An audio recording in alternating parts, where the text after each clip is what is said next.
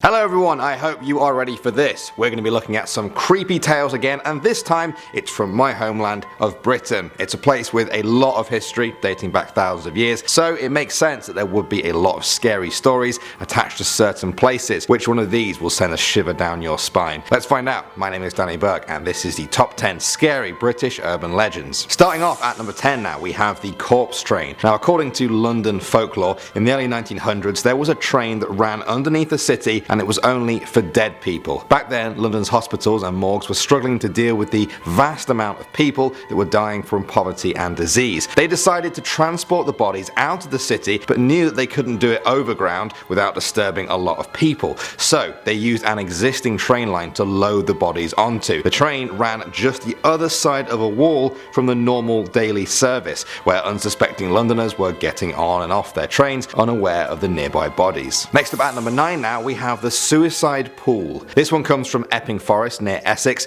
The story goes that years ago, a young couple in love were followed to a pond in the forest by the girl's father. When the couple finally embraced, the father leapt from the trees to confront the boy. The fight got out of hand and the father ended up killing the boy in a rage at the edge of the pool. The waters then turned black. Wildlife that was touching the water died instantly. In the years that followed, bodies started to appear in the water. First it was an old woman, then a young one with her young child beside her. They say the pool drew them into their death and that the pool is still out there in the forest somewhere waiting for its next victim. Next up at number 8 now, we have Annie. This one comes from Edinburgh, Scotland. In the old town there lies a street known as Mary King's Close. It's steeped in myths and legends of hauntings and murders. In 1990, a psychic called Aiko Gibo visited and felt a small hand touch hers. She said that she then made contact with the spirit of a dead child called Annie who had died in a plague hundreds of years ago and had lost her doll. The psychic then went to a nearby shop and brought back a Barbie doll for her.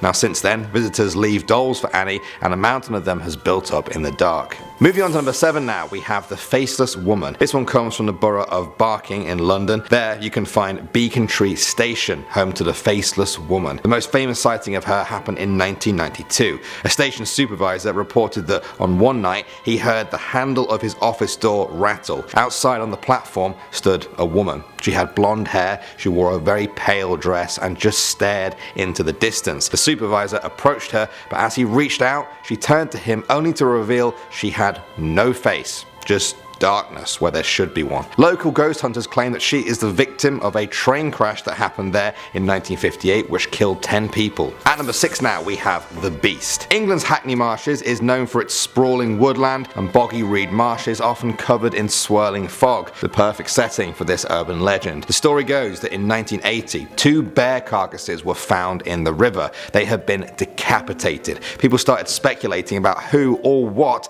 could cut a bear's head clean off its shoulders.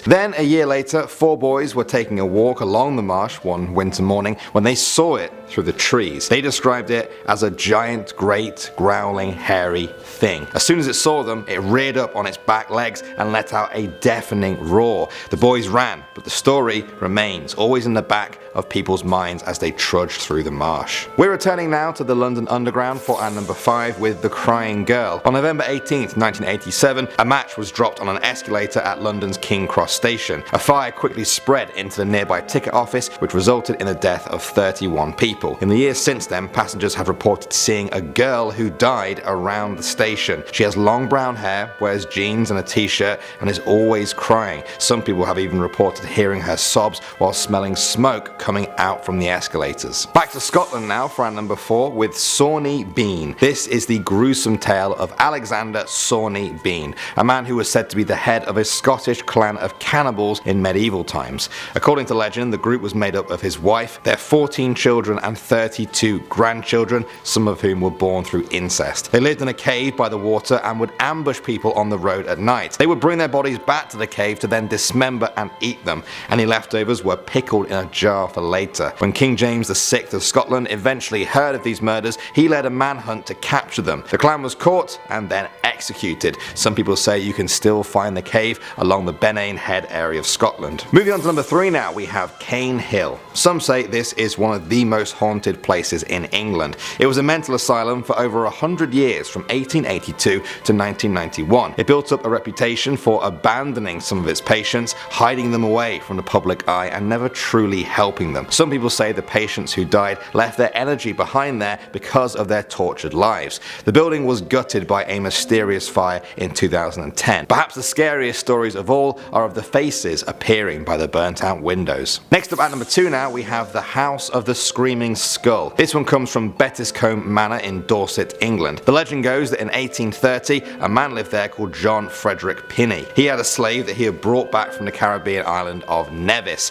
The man became ill, and on his deathbed he swore he would never rest unless his body was returned home to Nevis. Pinney refused to pay for that expense, and when he died he had the man buried in the local graveyard. After that, ill fortune began to plague the village for months. Screams and cries were heard from the cemetery. At the manor house, windows rattled and doors kept slamming. The body was dug up and brought to the manor house, where today only the skull remains, where it's said to haunt the manor, but the village remains safe. And finally at number 1 now, we have the Hellhounds. Dartmoor is a vast, rocky, windy and mysterious part of England. It's popular among tourists, but everyone who goes there is aware of the legend of the Hellhounds. It's said that a pack of these ghost dogs wanders the moors at night, preying on sheep, and they're not afraid of humans. They've often been described as cat-like, but with the frame of a bear, and very fast. There have been pictures and film taken of them over the years that claim to show glimpses of these hellhounds in action. Many of the locals don't even need that though. They've heard the stories handed down from generation to generation. Some of them even say they've seen the hounds with their own 2 eyes.